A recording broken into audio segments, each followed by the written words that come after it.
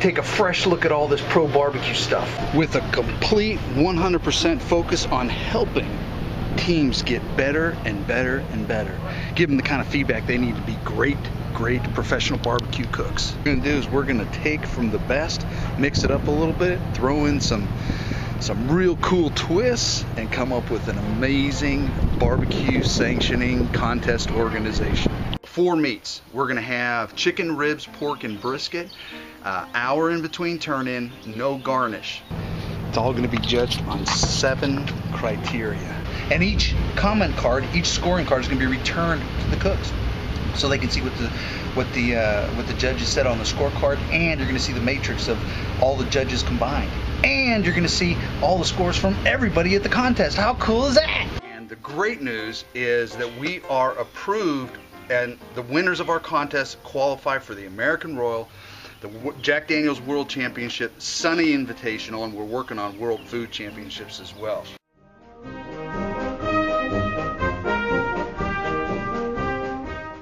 You know, I've been blessed to cook in over 145 contests to date over the last 7 years, and I've really seen our sport evolve. I mean, it has gone crazy, busted loose across the world. Great classes, great books, great videos, and the guys just love the sport.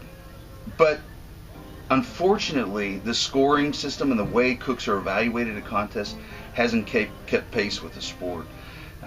And it's a real shame, because that's what leads to the disappointment in cooks following a contest. Let me just give you an idea of what we go through in our mind as we're cooking any of the 4 categories. But this is what kind of goes through our mind when we're planning on cooking a brisket. Check this out. So you want to barbecue a brisket, huh? Really? Just a few questions for you. I'm sure you've thought all this through. So tell me, what kind of cut are you going to cook? Are you going to cook a select, a choice, a prime, maybe one of them big money Wagyu guys? And when you figure that out, how big a brisket are you going to cook? 12 pound, 14 pound, 16 pound, a full pack, point and flat separated? You're going to trim it? If you buy the full packer, how are you going to trim it? What are you going to take off? What are you going to leave on? How much fat? How much blue skin? Partially separated, partially cleanse it? What are you looking for when you're trimming it? You got that under control now. Talk about, are you going to inject it to hold the moisture in there? Add some phosphates, make your own. Buy a commercial injection? How far ahead of you putting it on the pit are you going to inject? 8 hours, 10 hours, 2 hours, 1 hour? How about your rub? You going to do a Dalmatian rub, basically salt and pepper? You're going to add some other stuff to it, some garlic, some paprika, those kind of things. And when are you going to put that rub on there? Right before it goes on the pit? After it goes on the pit and then cooks for a little bit? Or maybe 8 or 10 hours ahead, and then you're going to wrap it? And then once you get it on the pit, how long are you going to cook it for? What temperature are you going to cook it at? Low and slow? 230, 250, somewhere in there? Or maybe you're one of those hot and fast guys, 350, 400 degrees. What kind of internal temperature are you looking for before you decide to wrap it? Or are you even going to wrap it? If you do wrap it, what are you going to put in the foil? You're going to put some liquids in there to do that? You're going to wrap it in plastic film ahead of the foil? You're going to use butcher paper? You're going to wrap it meat up, meat down? How are you going to do that? How are you going to know when it's done? And when it's done, how long are you going to rest it for? You're going to go back to the pit for any reason? Maybe to glaze something? You're going to use some sauce? You're just going to dunk it in au jus? You're going to slice it? You're going to put it back in the pan, back on the pit, do the au jus, do the slices, and then you're done, right? Just a couple questions I have. You know what I'm saying? Just a couple. You see what I'm saying? Zillions of decisions we gotta make.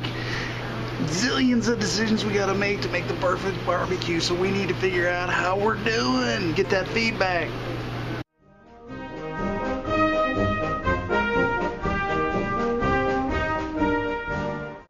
Okay, I'm gonna tell you something. When you see how you're going to be scored, evaluated, and the information you're going to get back, you're going to be pretty doggone fired up, because we were. Matter of fact, I wish I could cook these things, but you know what? I'll be an administrator for a while here till we get going. So I've put together the whole dream deal here, Scott and I. And so, anyways, listen, this is how we're going to evaluate entries that come in. And as I mentioned before, the quality of cooking has gone just through the roof. Guys are just awesome cooks out there, and study it and work on it and take classes and practice and are really trying to perfect every simple, tiniest of elements of the barbecue.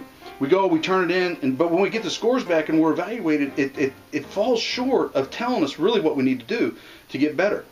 For example, I mean, if we get a 6 or 7 on tenderness, well, what does that tell us? Too tender, not tender enough? Flavor. One number on flavor doesn't tell us very much at all. And particularly if you just get one number for your entry, what does that say? We have no idea. So in lamenting on that, we took a look around, and the State Cook-Off Association does a great job of telling their cooks how that entry fared with the others. And so we kind of took that and branched off.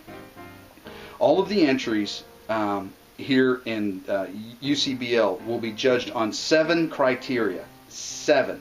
Okay? You're going to get a score from 1 to 5. And if a judge decides they don't want to give you a 5, say no, they give you a 4 on tenderness, there's going to be options to circle too tender or not tender enough. So in other words, I didn't get a 5, but I know why. And it's salt. I got a 3 because it was too salty. So you'll get all that kind of feedback. The 7 criteria that we're going to use to judge people and evaluate them: number 1, overall appearance. 2 is texture, aroma. 3 is texture. Then we have salt, spice, smoke, and overall impression. So the cooks are going to get the scores, and the data that you get back are really going to help you and really what you need to become a better cook.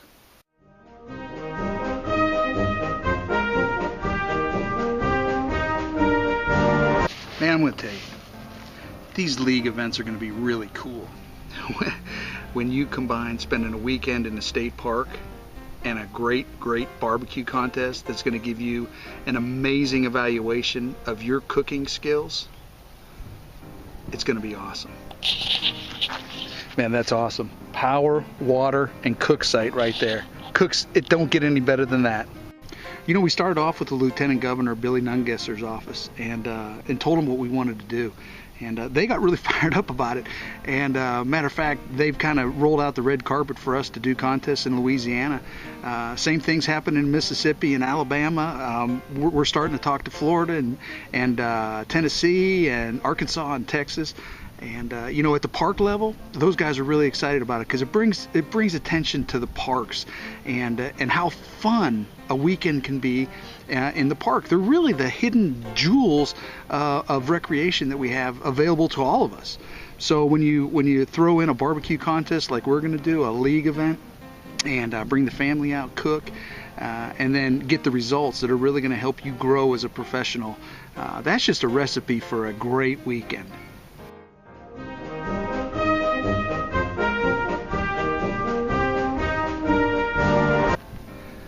Listen, as a cook, the one thing you need is honest feedback and detailed feedback on how you're cooking. Your friends aren't going to give it to you because they love your barbecue, and you're giving it to them for free, so they're not going to tell you the truth.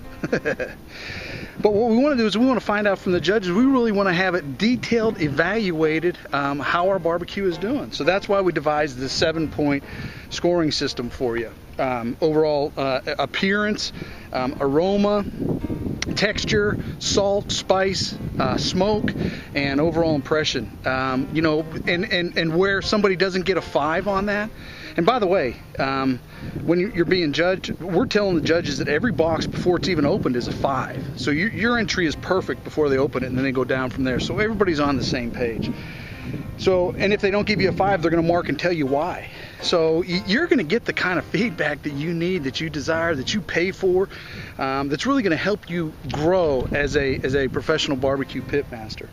The other thing we're doing is we have on our board of directors Justin Ferguson, who's a chef and has done amazing things in turning barbecue restaurants around up in Chicago, and now he's open in Baton Rouge. And what he's doing, he's really dialed into the culinary arena too, and he's going to put language to what it means to have great food in all of those different 7 categories. So you're going to have judges that are trained different and in more detail than what we've had in the past and what you've seen in the past. And it's just going to be, again, it's going to be the kind of feedback that you need to make the adjustments for your barbecue so that you keep moving up the chain to grand champion.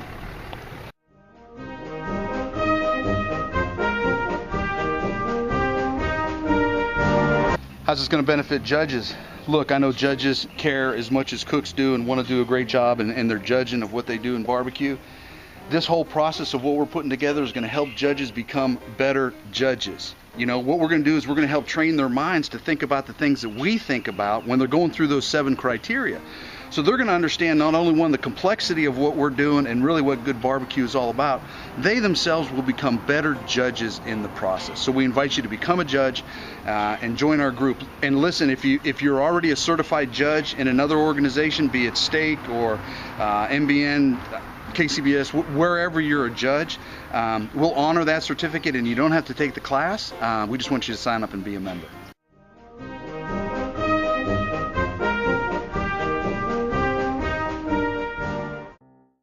So why become a member? Number one, you're going to help support this organization.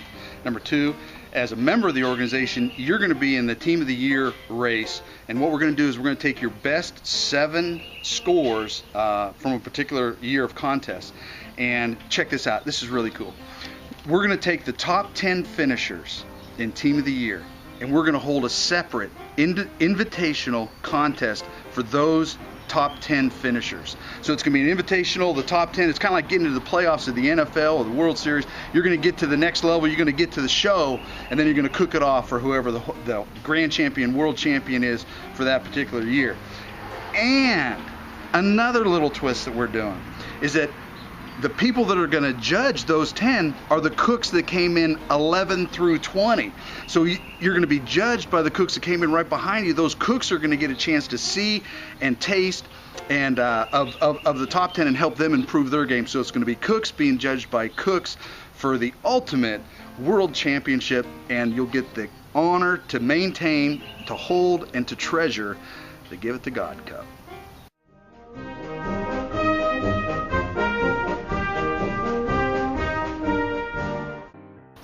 Okay, we're going to do some junior pitmaster stuff. This is so cool. It's not kids' Q anymore. Hey, listen, the kids that cook around us, they're tired of pork chops and hamburgers. You know what I'm saying? We're going to bust them loose. And what we're going to do is we'll give them a category: chicken, pork, beef, whatever it is. And we're going to say, you know what? You need to decide what you're going to cook, and make sure you put 7 entries in that box. We're not going to tell you what to cook. We're just going to judge you on what you do cook, okay? And what we're also going to do is check your ingredient box. You're going to bring an ingredient box and your meat. And we're going to make sure, we're going to come around and we're going to check on things during the cook to make sure you're using what you told us you were going to use. Mom and Dad's role in all this is just to keep things safe. But they are not going to be involved in the cooking process, because we want to really challenge these young people to grow in their love of barbecue and become the next generation of the professionals out there. Very cool. Check it out on the website.